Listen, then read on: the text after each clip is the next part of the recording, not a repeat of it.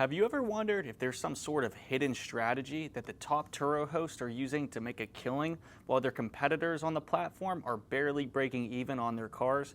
Well, I know I did when I first started, and I've learned a lot of tips and tricks that I want to show you in this video to help you separate yourselves from the bottom hosts barely breaking even on their cars to the top hosts bringing in thousands of dollars and like myself making a six-figure income off of Turo. I've been able to dominate the Turo platform, but I'm also going to give you guys some examples of mistakes I made in my career that have lost me thousands of dollars. Turo is just not a car rental platform. It is a game changer and a huge opportunity for those who have an extra car or people that want to break into the rental car market in general.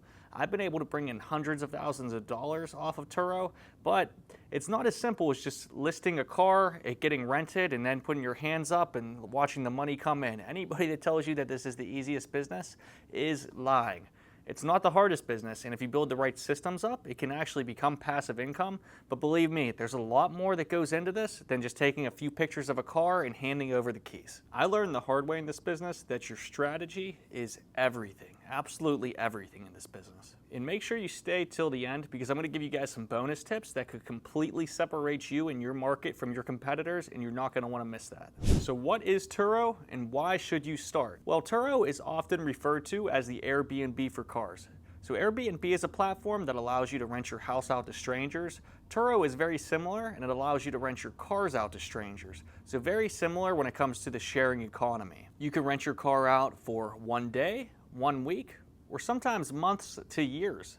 My longest client has been renting with me for over 2 years now, just stopping in periodically to get oil changes and to make sure that we get the car inspected. But why should you actually start Turo? Well, you can earn extra income with minimal effort. It's flexible, you can control your availability, your pricing, and your terms, and you don't need a fleet. Even one car can bring in significant returns. So guys, this is one of the biggest misconceptions I hear when people talking about the Turo business. They say, well, George, I don't know if I can grow to over 50 cars like you did. Maybe this business isn't for me. Well, I recommend this business even for people that have as little as one car. One car can make a big difference in a lot of families' lives or just the average person in the United States trying to break away from their job. If you could bring in an extra $800 to $1,200 off of a cheap economy car that you source for under $10,000, then that is a huge win. I actually believe in even having one car so much that I helped my sister, my mother, and my father all get rental cars, and they each rent one on Turo, bringing them each in over $1,000 a month in revenue. My dad was really into rental properties, and I have a few rental properties myself. Thankfully, he was able to teach me how that works and also reading a lot of books. But after that, I was looking for a different opportunity with the higher ROI. Then I came across Turo. I thought, wow, I can get a $9,000 car that brings me in more than a $150,000 house does when it comes to rent. So from there, I was sold. Obviously, there's some pros and cons to real estate versus Turo, but in the rental market, it's pretty similar. A lot of different things you have to know between the two, but I saw the ROI with Turo and thought that's what I want to do and where I want to put my money at.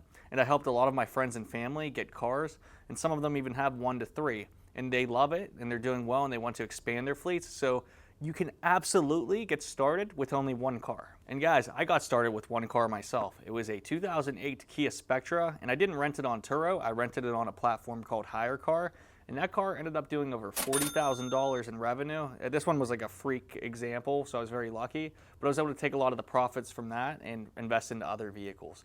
I've had other cars I put on Hire Car that I've lost money on, but overall, very, very successful on that platform. Get around and Turo. Like I said, economy cars are the best, guys. So if you have a well-maintained Toyota Corolla, Honda Civic, I even like Kia Fortes, Kia Souls, Hyundai Elantras, and Sonatas, but anything like Hyundai and Kia I've had very great success with. But these cars can generate you anywhere from $800 to $1,300 a month. And some hosts even scale up to manage multiple cars, turning the side hustle into a full-blown business. So I started with 1, then in my second year, I got up to 10. My third year, I got up to 30. Now I'm in my 4th year, and we crossed the 50 mark. So guys, it's not about how fast you scale, it's about scaling correctly. Don't take out high interest loans and try to force the business to grow faster than it's ready to. You need to make sure you have a great understanding of everything that can go wrong in this business before you take on more capital. So don't worry about the vanity numbers of saying, oh, I have only 2 cars or 1 car versus somebody that has, say, 10, 20, 30, 40, 50.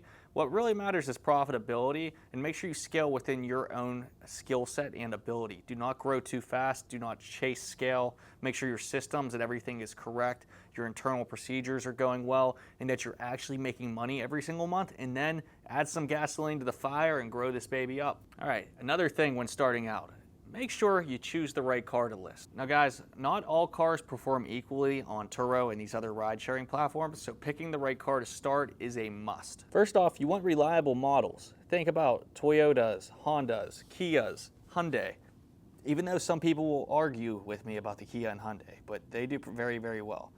Get reliable and fuel-efficient cars because those are the backbone of Turo. So when you look at Turo's marketing, you might be a little bit confused. They'll show luxury cars, brand new, like very specialty rides, which that does happen on there. Just like when you look at Airbnb, right? The whole thing is like finding an adventure and going to some crazy cabin in the middle of the jungle that has a waterfall going through the living room. Turo does similar with their marketing.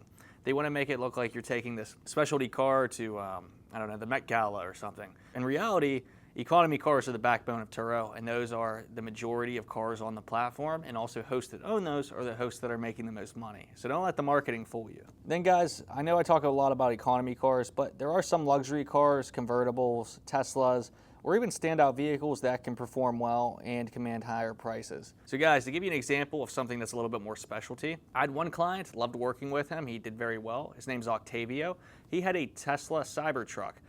He started working with us after he filled out our quick 60-second survey on carrentalcoach.com. He filled that out, he applied.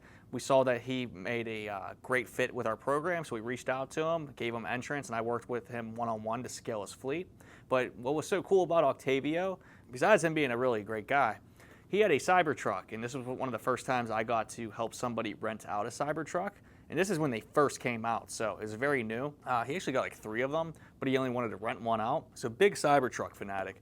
But we put the Cybertrucks online, and they started renting out for $300 to $400 a day. So during the period he was renting this, the guy was bringing in like over $10,000 a month when the car was booked for the first few months. So absolutely killing it. I was really surprised to see how well it did, but very happy because he capitalized on a unique opportunity. If you ask me right now, should I get a Cybertruck? I'd say it depends on your market, but I just looked in my Pittsburgh area because I was selected to get one. I didn't buy one. I want a Cybertruck, I really do. I want to drive one around. I think they look pretty cool, but not willing to add one to my fleet when I know I could get multiple economy cars that are going to bring in way higher return on investment than getting one Cybertruck. And when you chase these specialty cars, bad things can happen too. I believe the Cybertruck depreciated like 20% or something in its first year, but I know it was pretty dramatic. And some people that were able to, get the car, they felt very happy about getting it for around 100 grand. I think they like lost 30 to 40 grand in equity immediately because the price drop on them. So even when you do chase these specialty cars, make sure that you do your research, you make sure it's something that makes sense, and don't just get it for the fact that it's cool. But if you time the market right, sometimes you can exploit that newness of it and do very well.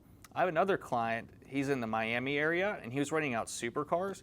And what we had to do for him, this guy had some of the coolest cars I've ever seen. Some of them were worth over like $1.2 million. But what we did for him, we hooked him up with a private insurance company because they were worth too much money that Turo wouldn't even insure the cars. So keep that in mind. If your cars are worth too much money, you can't actually put them on Turo.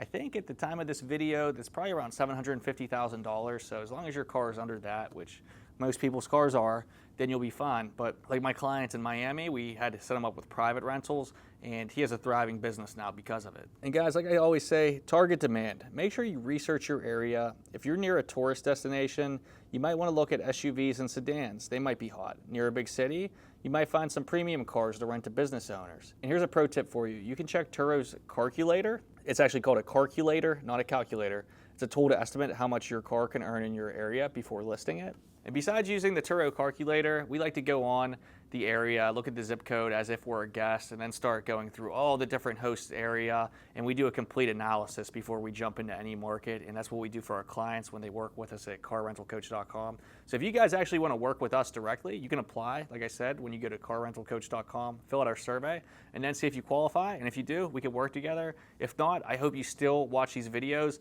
and you continue to grow your fleet and you are successful. So the next thing you should do on Turo, right? So you realized you like Turo, you understand how it works. You found out the right car by doing the research in your market. You did all of that kind of groundwork. Now, step 3, you want to perfect your listing. What does perfecting your listing look like? Number 1, photos. I cannot tell you how many times I've scrolled through Turo and I see the most awful, ugly, hideous photos that you can ever imagine. It's actually shocking because I'm surprised that people with enough business acumen to, get a car, take photos of it, put a listing out there and actually get it rented. I can't believe that they see these photos, because the first rule of marketing is people will judge things off their appearances. I don't know if that's the first rule of marketing, maybe not, but that's just how the world works, okay? But seriously, you'll be shocked. Go through Turo, look at the photos some people upload of their cars. They're blurry. You can tell they didn't wipe off their camera lens. They are taking them at weird angles of the car. Sometimes it's not even their own photos. They're taking the photos from an actual dealer site, which I don't recommend at all, because the algorithm sees that and you get ranked lower in the Turo's SEO because of that. But just look at Turo's photo guide. They have it right on the website. If you can't find it, just search Turo photo guide on Google, search Turo photo guide listings, and you'll find it right there. Do exactly what they're telling you. They're giving you the winning formula on how to take the best photos of your car. Some things are obvious. Take it in good weather. You don't want it to be dark out. You want to be able to see all angles of the car. Also take interior photos. A lot of hosts stop just taking exterior photos of the car. People like to see the whole thing, especially when you have SUVs. People love to see the trunk. I've noticed that a lot. I remember when I first listed my first SUV, it was a Chevy Equinox 2016. Somebody messaged me and said, how big's the trunk in this? Because I didn't have a photo. So from that point on, I've always included trunk photos. Then besides photos, you want to worry about the description. You want to highlight key features like the fuel efficiency, the tech, Apple CarPlay, GPS, or comfort. And guys, be honest about your wear and tear. If there is something majorly wrong with the car cosmetically, not mechanically, because if there's something majorly wrong mechanically, you shouldn't be renting your car. But let's say it's cosmetic, maybe like a seat scratched in the car, or there's a small nick on it. If it's anything that you would see when you rent a car and you wouldn't be happy with, include it in the description, because most people will not care. They just don't want to be charged for it. So the only time people have ever messaged me about any imperfections in my car, which believe me, my cars have a lot of imperfections because almost every single one of them has been in some sort of accident since they've been on the platform. And that's very normal, and we do very well when the cars get into accidents, so don't let that scare you. There's a lot of money in the insurance on this side of the business too. But I will have people say, yeah, I noticed there's a small scratch on the rim, or there was a burn hole in the back seat on one of your cars. They're only doing that because they don't want you to charge them for it after their trip. They're just doing that to make it very clear, like, hey, this was here before, don't charge me for it. So don't take it personally, just understand that's what the guest is thinking, and I would think the same thing. And besides the description, guys, pricing. So I always start slightly below what the market rate is. When I say market rate, that's what Turo's doing with dynamic pricing. When you first list your car, I'd put it $5 to $7 under what the market value is to attract your first few renters and start getting reviews. Then what you can always do from there, adjust prices and keep raising them as you get more reviews, you become an all-star host, and then you can actually command higher prices. But when first starting, you really don't want to do that. Do not charge too high of prices to start. You want to do volume. You want your car to get rented. You want it to be on the road. So charge a few dollars less than what dynamic pricing is saying. And remember, pricing is not a do it once and then leave it type of thing. This is a hands-on business. You want to check your pricing consistently to make sure that you're always priced at the average of the market or slightly below to make sure your car is one of the first to be booked. And remember, first impressions matter. A polished listing can set you apart from the competition. All right, so you have the perfect listing, you have the perfect car. What's next before you hand over the keys to your first renter? Here's what you need to do. Number 1, maintenance. You want to keep up with your oil changes, tire rotations, and inspections. A well-maintained car reduces downtime and bad reviews.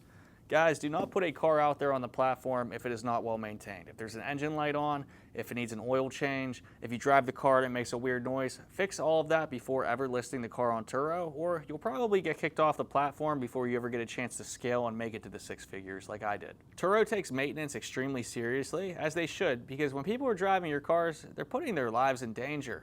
They're trusting you that you're making sure you're getting brakes and rotors and everything sound with the car. I know if I rented a car from somebody and they weren't maintaining it and making sure that the car was taken care of, I'd be very upset, especially if my family or my wife or any of them were to rent the car, I wouldn't be too happy. I'd leave them a bad review, and maybe worse depending on if the car broke or something bad happened.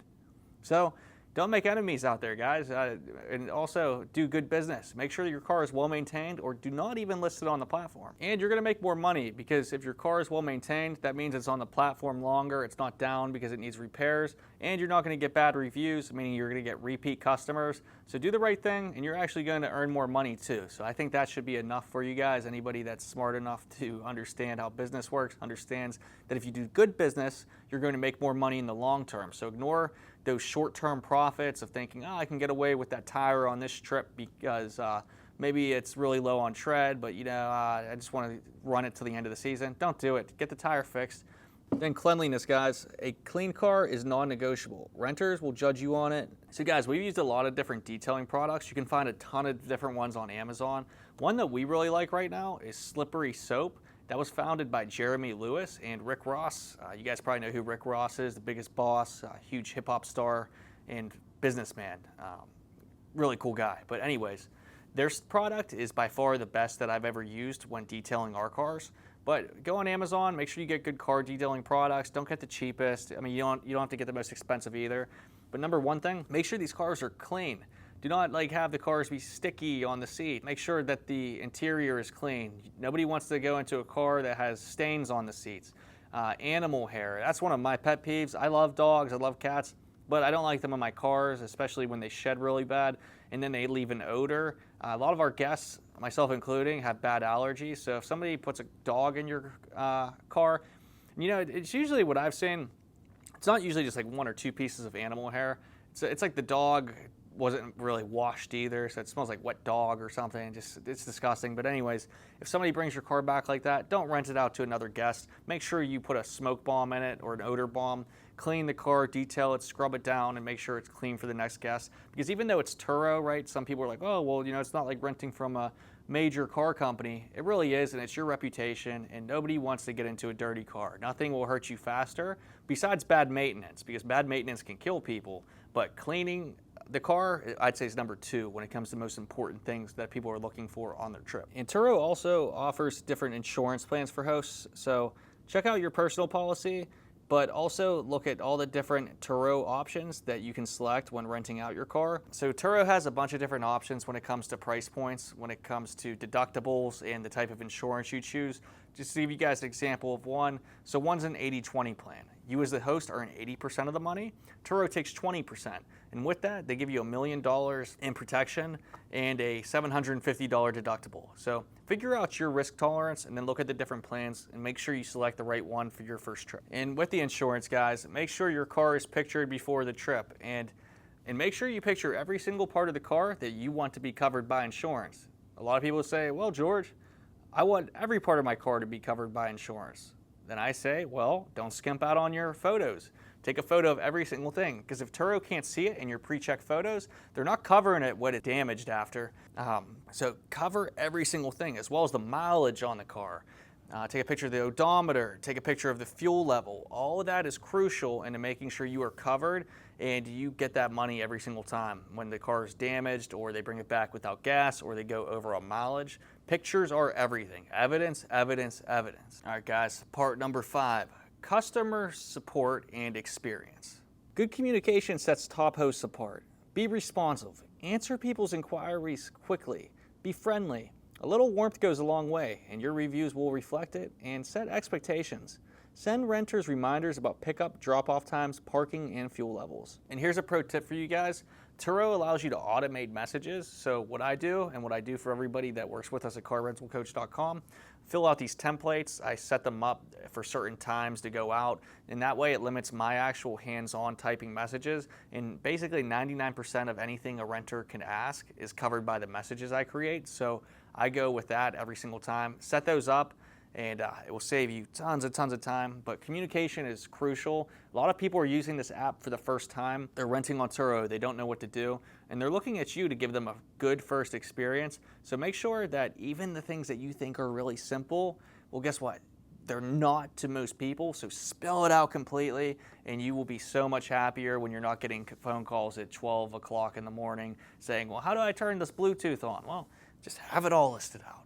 save so much time. Next part, something goes wrong with your car. How do you handle these damage claims? Well, you gotta handle them like a pro. Every business has hurdles. Here's how to overcome them. Damage claims. So Turo's insurance can help, but make sure you take those before and after photos to document any issues. I've never had any problem getting paid out on a claim, and I've actually been very, very successful with getting insurance money, and I know how to even go at the guest insurance, which most people don't even know you can do. So make sure you have that evidence, and then when it comes time to go against the insurance companies, and it's time to go against them, it's a little rowdy sometimes, you'll always win. Photos are number one, so have the right documentation, and then make sure you don't take no for an answer. The squeakiest wheel gets the oil, and that is so true with insurance. With late returns, guys, make sure you charge those late fees per Turo's policy unless you told the guest otherwise, and communicate with the renter first, and make sure they have an honest reason. We make a lot of money on late returns, we make a lot of money on smoking fees, we make a lot of money on cleaning fees. At first, I didn't want to charge these because I felt bad, but then I was missing out on thousands of dollars, and I felt more bad about missing out on the thousands of dollars because these guests never appreciated it when I would let them slide anyways. So make sure you know what fees you can charge your renters for and charge every single one of them every single time, unless it's a certain situation where you didn't let them know or blah, blah, blah, blah. But anyways, I think charge them, make the money, and make sure you give good experience. And cancellations. Flexibility is key. Use cancellations to relist your car and maximize earnings. So when it comes to cancellations, Turo actually came out with something really, really cool recently. Do you guys know what it is? Maybe you do, but it is a cancellation discount. So right now, I can offer a guest 10% off my car to do a non-refundable booking. So basically, if I'm renting my car out for $100 a day, I give the guest 10% off. So now they're paying $90 a day.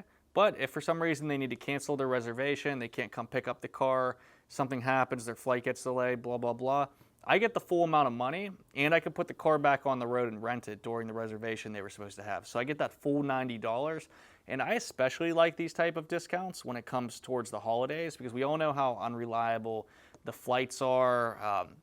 People's holidays plans change all the time, so put on those non-refundable discounts, and if you don't do them year-round, at least consider them during the holidays because I've noticed a lot of success with them. All right, and the last part of this, guys, now that you're renting cars out successfully, you got the right cars, you got the right market, everything's going well, you know how to handle the damage claims, it's time to scale. The thing everybody wants to do, woohoo, right? Let's get to the top. All right, here's how you do it. Once you've mastered hosting one car, you might want to expand. So your fleet strategy, invest in 1 to 2 more cars that align with demand in your area. So guys, if you have 3 cars that you currently bought, 2 Mitsubishi Mirages, 1 Kia Soul. Say the Kia Soul is doing double the revenue of the Mitsubishi Mirages. Which car are you going to reinvest in and get another one of? The Mitsubishi Mirages, right? No, obviously not. The Kia Soul. Look at your research on your data and all the cars and see how they performed, and then expand your fleet based on the numbers. Numbers don't lie, people do. Look at your numbers, buy more cars like that. Automation. Use tools like tracking software for maintenance schedules and automated messages. Also, hire the right employees. So once I got to over 30 cars, I brought on a full-time employee, and now he runs the whole operation for me, where I just check in and do the higher level stuff. Guys, you can't do this business alone. You automate your messages. You can have good systems in place when it comes to maintenance, but at a point, if you really want this to be passive, you're gonna have to bring somebody on. So line up that right employee, that right guy, incentivize them, maybe buy him Turo cars, help him get into the business too, find the right fit, maybe a business partner, whatever it is. If you want this to be truly passive, you can't work in your business, you have to work on your business. You can offer discounts for repeat renters to add that personal touch.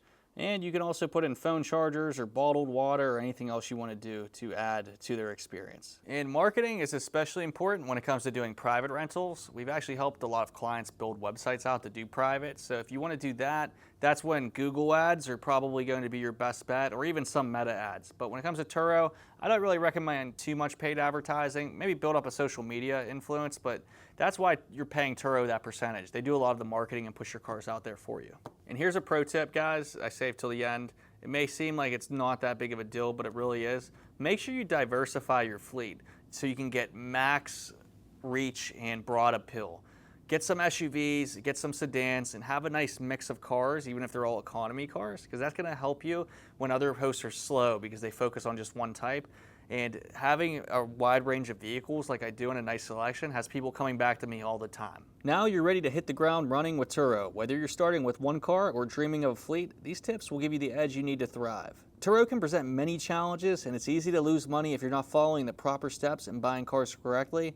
And that's why people choose to work with us at carrentalcoach.com. So if you guys do want to work with us, fill out a survey to see if you qualify, and then we'll let you know if you do, and you can actually work with us directly. But in the meantime, make sure to like and subscribe to the channel so you never miss another video. All right, guys, we'll see you in the next one.